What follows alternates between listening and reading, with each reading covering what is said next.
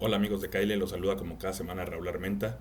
En esta ocasión tenemos una entrevista con el escritor tapatío Antonio Ortuño, que bajo el sello de Océano Travesía está presentando sus novelas Matarratas y el cuento infantil Los viajes de Laika. Entonces vamos con la entrevista. Muy bien, pues antes que nada, ¿qué nos puedes contar de esta novela juvenil que estás presentando?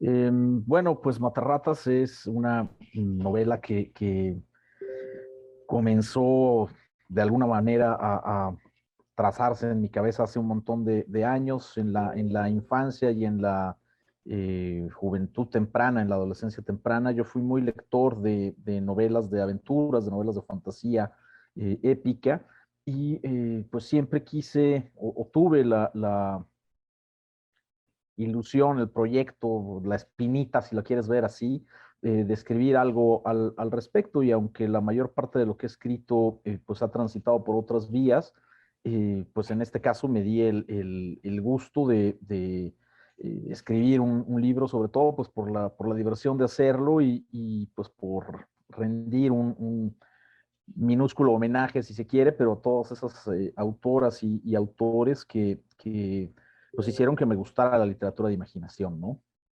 Claro, ¿podrías darnos algunos nombres de esos autores para los que estén interesados en seguir este camino?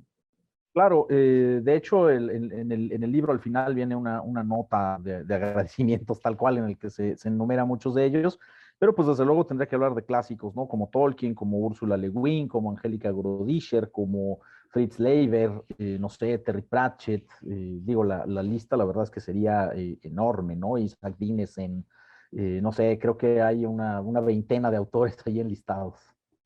Claro. ¿Y cómo era en tu juventud, bueno, cuando eras niño o preadolescente, cómo era descubrir estos mundos fantásticos?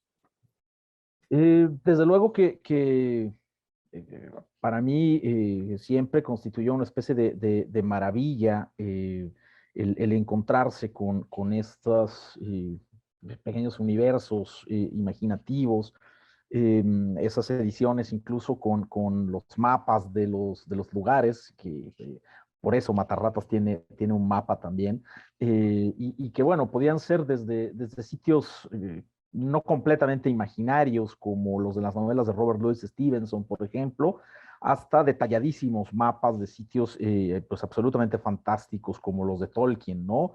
Incluso con edades y con un montón de historias detrás de ellos. A mí eh, encantaba esta idea del propio Tolkien de que las palabras tienen historias detrás de ellas, ¿no? Las palabras, los nombres de los lugares, los nombres de las personas, no son solamente porque sí, sino que van aparejados con una historia o muchas historias detrás de ellos. Y desde luego, sin pretender la erudición ni el conocimiento enciclopédico que tenía Tolkien sobre las lenguas y las literaturas de la Europa medieval y de las regiones nórdicas, incluso previas al cristianismo, pues traté de reflejar en buena medida pues también mi concepción del mundo al crear este pequeño mundo imaginario, ¿no? Un mundo pues en crisis, un mundo en donde reina la impunidad, un mundo que se corresponde más pues a mi visión bastante escéptica de la realidad, esperando desde luego que pues se pueda convertir en un buen playground, en un buen sitio para contar estas aventuras y que les interesen y que entusiasmen a los lectores jóvenes, ¿no? Sobre todo, que es a los que va principalmente dirigido el libro. Claro, Antonio. ¿Y cómo crees que la literatura fantástica puede ayudarnos a expresar la realidad o lo que estamos viviendo hoy en día?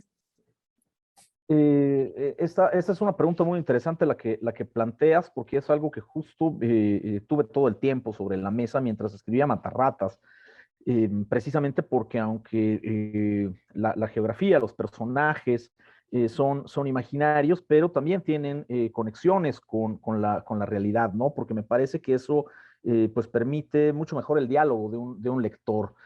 Si todo se trata de castillos fabulosos y de paisajes exóticos, desde luego que hay mucho placer en ello, pero también de alguna forma pues uno se está haciendo un poco tonto solo, ¿no? Mientras que En este caso, a mí me interesaba que muchos de los problemas que vemos en nuestra vida cotidiana, en nuestras sociedades, y que están ahí, la migración, la marginación, la violencia, la impunidad, las crisis políticas que no tienen una solución de continuidad y que hacen que las sociedades pues vayan solo como cayendo por un precipicio todo el tiempo.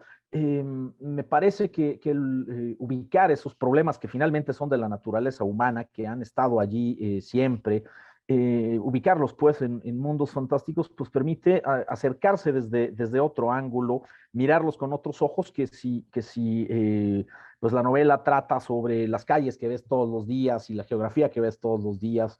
De repente estamos, creo yo que cegados quizá por un exceso de realidad.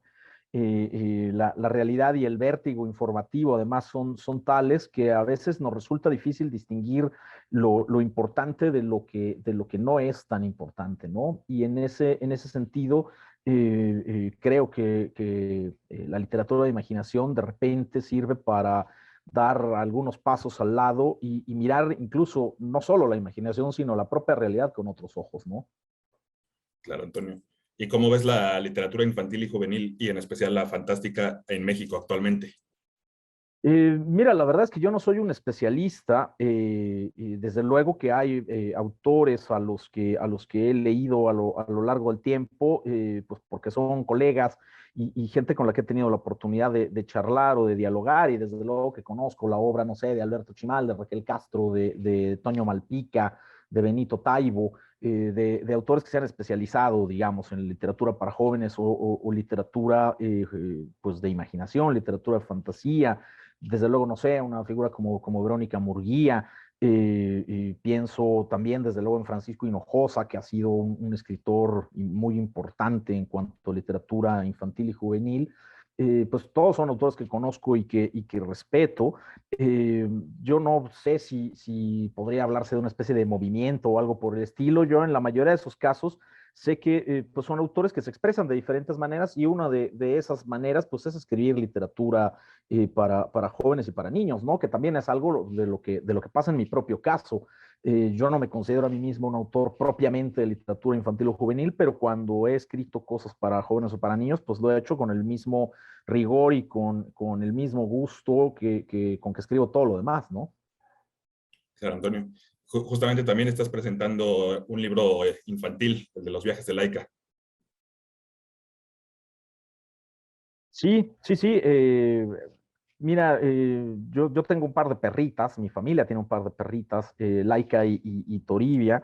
Y bueno, pues Laika es una perrita rescatada que pasó de una vida suburbana en Guadalajara, en la calle, por diferentes circunstancias, pues que la adoptáramos y a pasar una larga época de su vida en Alemania, ¿no? Cuando vivimos por allá, y luego regresar acá a Guadalajara. Y bromeaba mucho con mis hijos de que pues eso era digno de una biografía, ¿no? Que ojalá y Laika pudiera escribir su autobiografía.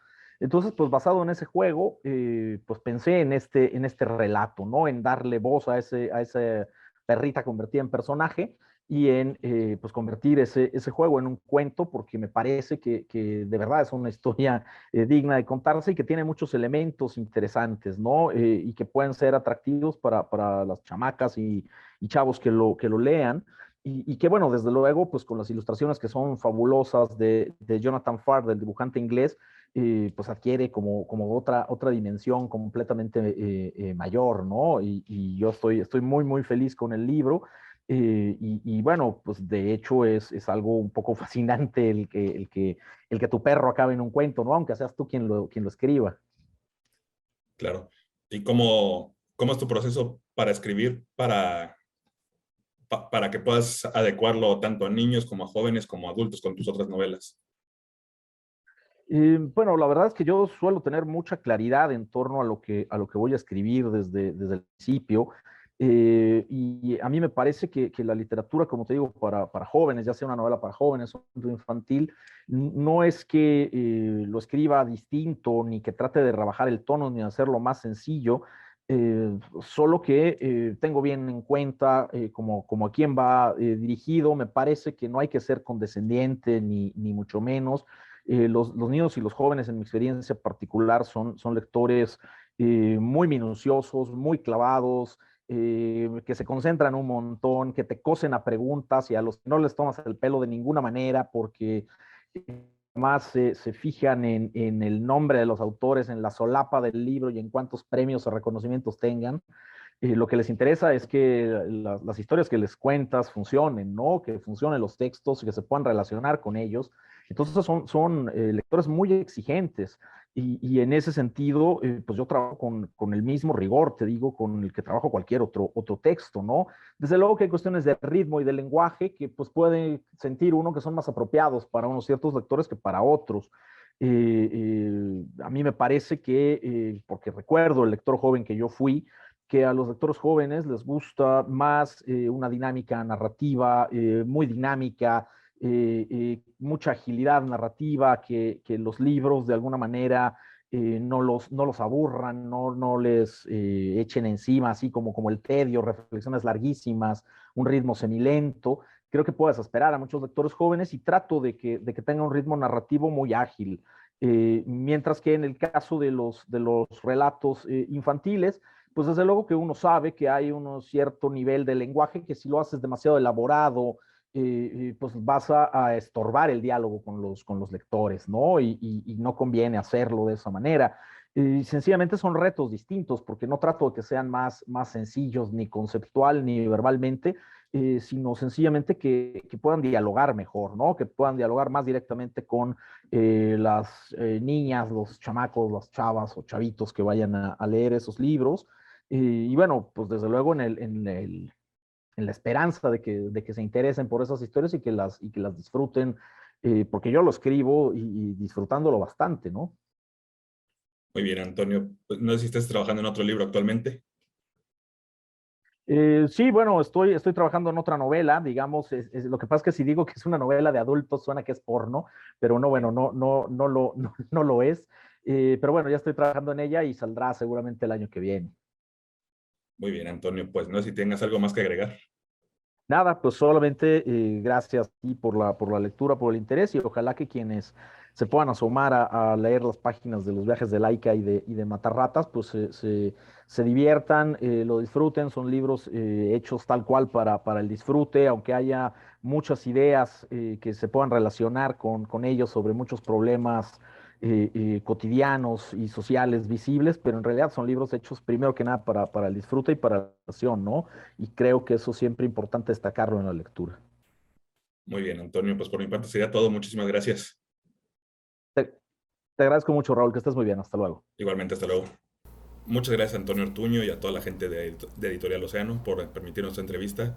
Los libros, tanto Los viajes de Laika como Matarratas, ya los pueden encontrar en librerías de todo el país. Esperemos que les hayan gustado la entrevista y los libros y nos pueden dejar cualquier comentario aquí abajo. Hasta la próxima semana.